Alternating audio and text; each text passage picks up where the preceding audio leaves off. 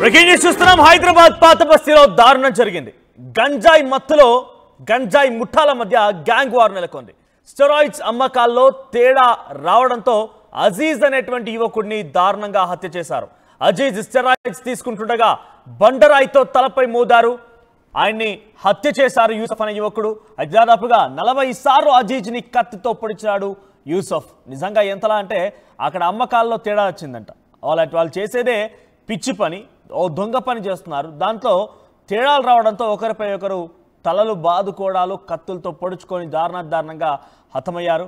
So steroids అమ్మకాల్లో తేడా రావడంతోనే అజీజ్ అనేటువంటి యువకుడిని యూసఫ్ అనే యువకుడు అతి దారుణంగా హత్య చేశాడు. మీరు చూస్తున్న ఆర్టీవీ స్క్రీన్ పైన విజువల్స్లో ఆ స్టెరాయిడ్స్ సంబంధించి ఆ మెడిసిన్స్ని వాటిని చూస్తున్నారు. రైట్ సైడ్లో మీకు కనబడుతోంది. అరెస్ట్ తర్వాత ప్రెస్ బ్రీఫింగ్లో భాగంగా ఆ ప్రెస్ నోట్ని పోలీసులు విడుదల చేశారు. ఇక్కడ కనిపించినటువంటి మొహానికి మాస్క్ వేసుకొని నల్లటోపు పెట్టుకున్నాడు వాడే అజీజ్ అనేటువంటి వ్యక్తిని హతమార్చిన యూసఫ్. సో యూసఫ్ దారుణంగా వ్యవహరించి ఆ అజీజ్ని హతమార్చాడు. ఇక్కడ ఇద్దరు చేసిన తప్పే. ఇద్దరు స్టెరాయిడ్స్ అమ్మకాలకు చేపడుతున్నారట. అయితే అమ్మకాల్లో ఏదో తేడా రావడంతోనే ఈ రకమైనటువంటి దారుణ హత్యకు యూసఫ్ ఒడుగట్టినట్టు తెలుస్తోంది. అజీజ్ స్టెరాయిడ్స్ తీసుకుంటుండగా డైరెక్ట్గా బండరాయితో తలపై మోది 40 సార్లు అజీజ్ని కత్తితో పొడిచి హతమార్చారు యూసఫ్. సో ప్రస్తుతానికి పాత బస్సులో ఒక్కసారిగా ఈ హత్య ఉదంతం కలకలం రేపుతోంది. అందరినీ కూడా భయభ్రాంత గురి చేస్తోంది. నిజంగా హైదరాబాద్లో మీరు ఏం పని చేస్తున్నారంటే మెజారిటీ హైదరాబాద్ సంబంధించినటువంటి యూత్ అంతా కూడా వాడేమో మాదాపూర్ మోడల్ అంటాడు, ఇంకొకడేమో బోయినపల్లి బాయ్ అంటాడు, ఇంకొకడేమంటే విలేజ్. ఇవన్నీ కూడా ఏరియాలు. వానికి వాడి పేర్లు పెట్టుకొని అబ్బాయి పెట్టిన పేర్లు మొత్తం కూడా మర్చిపోయారు. అమ్మనన్న పెట్టిన పేర్లు ఏం గుర్తులేవు. అమ్మనన్న పెట్టిన పేర్లు మొత్తం యాది మరిచి ఏదో రకంగా ఈ బాయిలు ఈ ఇంకా రకరకాల డాన్ల పేర్లు పెట్టుకొని వాడు కేజీ ఇక్కడ ఉండదు, వాడు డాన్ అంటాడు. గట్టిగా ముక్కు పడితే వాడు పానం పోయిద్ది. వాడు నేను బాయిని డాన్ని అని చెప్పేటువంటి ప్రయత్నం వాడు చేస్తూ ఉంటాడు. సో అటువంటి ఆ పిచ్చి వేషాలు, వెర్రి వేషాలు పాపం తల్లిదండ్రులు కూడా ఏం చేయలేరు. ఇక్కడ తల్లిదండ్రులు తప్పడాల్సిన పని లేదు కూడా. తల్లిదండ్రులు ఉద్యోగ రీత్యా, వాళ్ళకున్నటువంటి వ్యాపార రీత్యా, లేకపోతే చిన్న కూలినాలు చేసుకున్న వాళ్ళంతా కూడా ఉదయాన్నే పనికి వెళ్ళి సాయంత్రం కాలం ఇంటికి వస్తారు. తమ కొడుకు ఒక్కగానొక్క కొడుకు లేకపోతే తమ కుమారుడు మంచిగా ఉండాలని చెప్పి ఆశతో వాళ్ళు పనిచేసి వాడికి పైసలు ఇస్తూ ఉంటే వీడేమో వాడికి రూపాయి ఆదాయం లేదు. iPhone 16 Pro phone కావాలంటాడు. 1,70,000 రూపాయలు పెట్టి ఆ ఫోన్ కొంటాడు. ఫోన్ కొని ఏం చేస్తారా అంటే రీల్స్.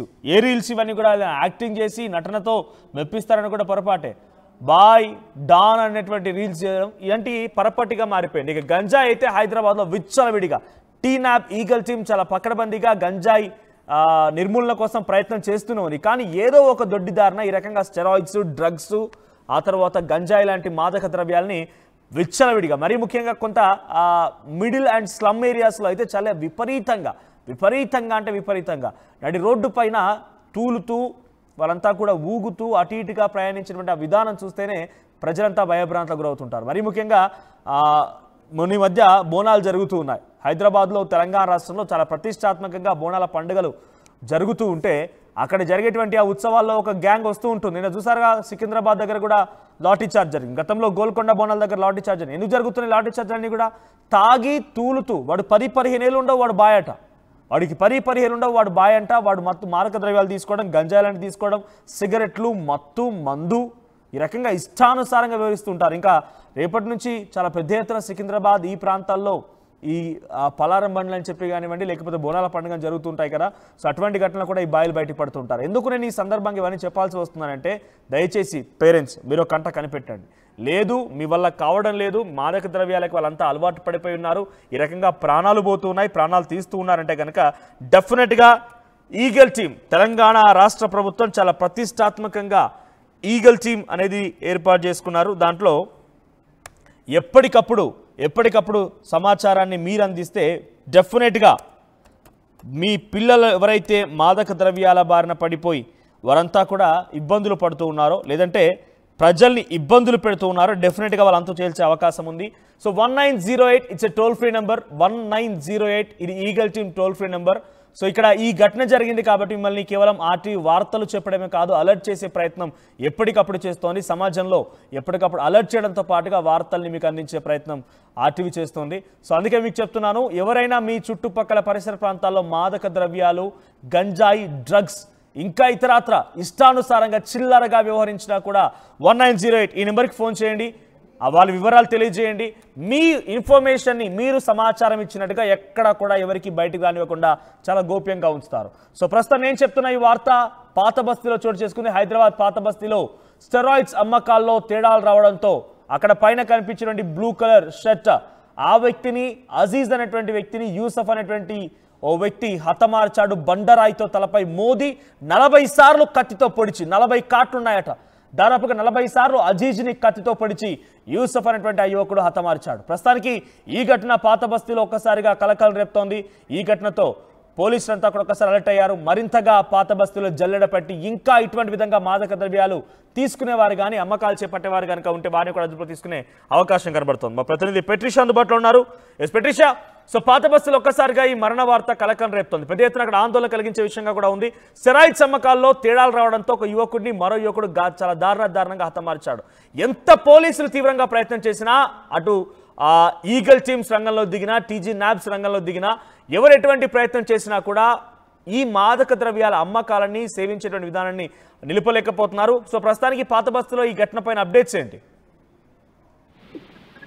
హైదరాబాద్ పాత బస్తీల్లో ఈ ఘటన చోటు చేసుకుంది. డ్రగ్స్, గంజాయి, అదే కాకుండా స్టెరాయిడ్స్ అమ్మకాలు చేస్తూ ఉన్నారు. ఒకవైపు పోలీసులు కూడా నిఘా పెంచాల్సిన అవసరం ఉంది. హైదరాబాద్ లో లా అండ్ ఆర్డర్ ఇష్యూస్ తరచూ వస్తున్నాయి. కేవలం ఈ ఏదైతే స్టెరాయిడ్స్ అమ్మడం వల్ల కూడా ఇద్దరికి పడలేదు, రెండు గ్రూపులు కూడా గొడవ పడ్డాయని కూడా తెలుస్తుంది.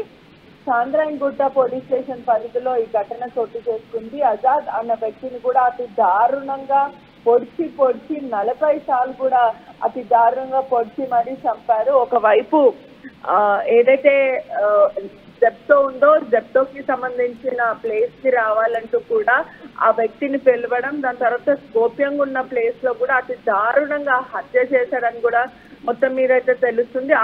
మొహమ్మద్ అబ్దుల్ అజిల్ అతర్ 24 సంవత్సరాల వ్యక్తి. అతను మరి మొహమ్మద్ యూసఫ్ అలియాస్ బుల్లు, వీళ్ళిద్దరు కూడా స్టెరాయిడ్స్ అమ్మడం, గంజాయి అమ్మడం, ఇదంతా కూడా మొహమ్మద్ అనే వ్యక్తి ఎవరైతే యూసఫ్ అని ఉన్నారో అతను అబ్దుల్ అజీజ్ కి అలవాటు చేయడం అయితే జరిగింది. వీళ్ళంతా కూడా ఒకటే ఏరియాలో ఉంటారు, బాబానగర్ లో నివసిస్తూ ఉంటారు. గత కొన్ని ఏళ్ల నుంచి కూడా వీళ్ళు ఫ్రెండ్స్.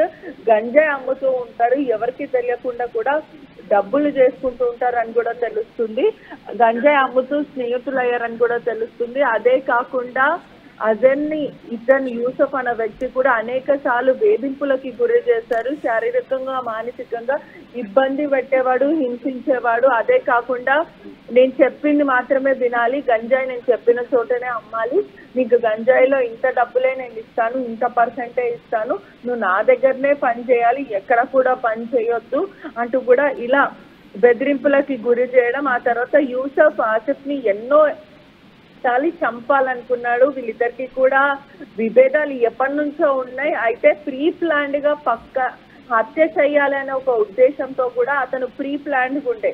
కానీ ఎప్పుడైతే వీళ్ళిద్దరికి డబ్బుల విషయంలో గొడవ జరిగిందో, అమ్మకాల విషయంలో నువ్వు నేను చెప్పిన పర్సంటేజే తీసుకోవాలి, నేనే గంజాయి నీకు ఇస్తున్నా కాబట్టి నేను ఎంత పర్సెంట్ నీకు ఇస్తానో అంతే తీసుకోవాలి, నువ్వు మొత్తం డబ్బులు తీసుకోవడానికి లేదంటూ కూడా వీరిద్దరి మధ్యలో గొడవ జరిగింది. ఆ ఘర్షణలో ఆజాద్ ని పొడిచేశాడని కూడా తెలుస్తుంది. ఆసిఫ్ కూడా నిర్మానుష్యం ఉన్న ఒక ప్లేస్ కి రమ్మని చెప్పి ఆ తర్వాత కూడా నువ్వు ఇక్కడనే ఉండాలి, అర్ధరాత్రి వేళ కూడా ఆసిఫ్ ని పిలవడం జరిగింది. జెప్టో స్టోర్ బాలాపూర్ లో ఉన్న స్టోర్ కి అతను పిలవడం జరిగింది, 100 ఫీట్ రోడ్. ఆ తర్వాత అక్కడ ఎవరు లేని సమయంలో అర్ధరాత్రి వేళ అతి దారుణంగా 40 సార్లు అతనితో తీసుకొచ్చిన కత్తితో పొడిచి మరీ చంపాడు.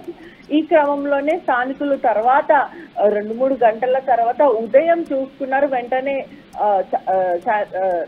పోలీసులకి చెప్పడం జరిగింది. దాని తర్వాత వీళ్ళందరూ కూడా అతని మీద గాలింపు చర్యలు కొనసాగించారు. వెంటనే చదర్ఘట్ పోలీసులు కూడా అరెస్ట్ చేయడం జరిగింది. కానీ ఈ మధ్య కాలంలో కూడా ఈగల్ టీం ఫామ్ అయింది. అదే కాకుండా నార్కోటిక్ పోలీసులు కూడా తమదైన స్టైల్లో కూడా డ్రగ్స్ ని అరికట్టాలి, తెలంగాణ రాష్ట్ర ప్రభుత్వం కూడా ఉక్కుపాదం మోపుతున్న పరిస్థితి ఉంది. కానీ అయినప్పటికీ కూడా హైదరాబాద్ లో తరచూ లా అండ్ ఆర్డర్ ఇష్యూస్ వస్తున్నాయి. ఇష్టానుసారంగా గంజాయి ఎక్కడ పడితే అక్కడ అమ్ముతున్నారు.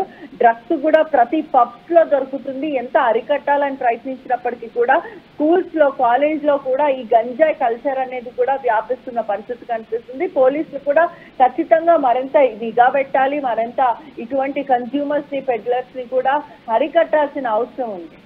Right Patricia.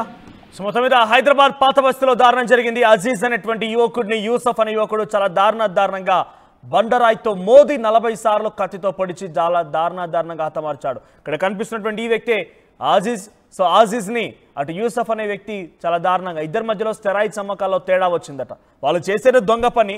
ఆ దొంగ పనికి ఇంకో వ్యక్తి వచ్చేసి నాకు నమ్మకాన్ని ద్రోహం చేస్తావా, నన్ను నమ్మించి మోసం చేస్తావా అని చెప్పి ఆ ఎదుటి వ్యక్తి స్టెరాయిడ్ తీసుకొని మత్తులో ఉండగా ఒక్కసారిగా బండరాయితో కొట్టి కత్తితో ఆయన 40 సార్లు పొడిచి చాలా దారుణంగా హతమార్చాడు. హైదరాబాద్లో ఈ విధానం మారాలి. డెఫినెట్గా ప్రతి ఒక్కరు కూడా సిటిజన్. ఆర్టీవీ మళ్ళీ చెప్తోంది, కేవలం వార్తలనే కాదు, వాళ్ళు అలర్ట్ చేసేటువంటి ప్రయత్నం కూడా ఎప్పటికప్పుడు ఆర్టీవీ చేస్తూనే ఉంది. కాబట్టి మీరంతా డెఫినెట్గా అలర్ట్గా ఉండాల్సిన అవసరం ఉంది. మీ చుట్టూ మీరు రోడ్డుపై వెళ్తున్నా కానివ్వండి, మీ పరిసర ప్రాంతాలు ఇంకెక్కడైనా చదువుకున్న వ్యక్తులుగా ఆర్టీవీ వ్యూవర్స్గా మీరు ఒక పని చేయండి దయచేసి. 1980 ఇది అక్కడ టోల్ ఫ్రీ నెంబర్.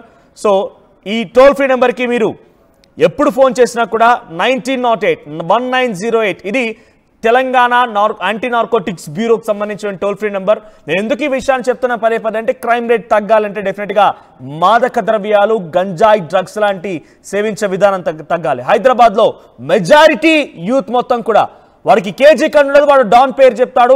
వానికి వాడు ఒక అమ్మాయిని పెట్టినటువంటి ఆ పేరును మర్చిపోయి కొత్తగా వాళ్ళ పేరు పెట్టేసుకొని ఇన్స్టాగ్రామ్లు, సోషల్ మీడియాలో విచ్చలు పెడతారంగా పిచ్చి వేషాలు వేస్తూ ఈ రకంగా మాదక ద్రవ్యాలు తీసుకొని ఒకరిపై ఒకరు కొట్టుకోవడాలు, గ్యాంగ్ వార్లా చాలా దారుణంగా ఉంది పరిస్థితి.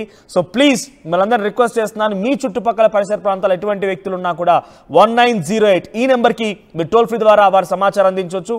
మీరు ఎవరైతే మీ ఇన్ఫర్మేషన్ ఇస్తారో ఫోన్ ద్వారా అటు తెలంగాణ యాంటీ నార్కోటిక్స్ బ్యూరోకి ఇన్ఫర్మేషన్ ఇస్తారో మీ సమాచారాన్ని కాన్ఫిడెన్షియల్గా ఉంచుతారు. మీరేం భయపడాల్సిన పర్లేదు. మేము వాళ్ళకి చెప్తే పోలీసు వాళ్ళకి ఇన్ఫర్మేషన్ ఇస్తారేమో, వాళ్ళు మళ్ళీ మా దగ్గరకు వచ్చి మమ్మల్ని ఏదో ఇబ్బంది పెడతారేమో కూడా పొరపాటు పడ్డట్టే. మీ ఇన్ఫర్మేషన్ ఎక్కడ కూడా బయటికి పోలీసులు లీక్ చేయరు, చాలా గోప్యంగా ఉంచుతారు. కేవలం వాళ్ళని మాత్రం అదుపులోకి తీసుకుంటారు. వారిని కూడా ఏం దాడి చేయరు. వారిని కేవలం రీహాబిలిటేషన్ సెంటర్ తరలించి వారి యొక్క మానసిక స్థితిని సెటిల్ చేసే ప్రయత్నం చేస్తారు. So please take an initiation.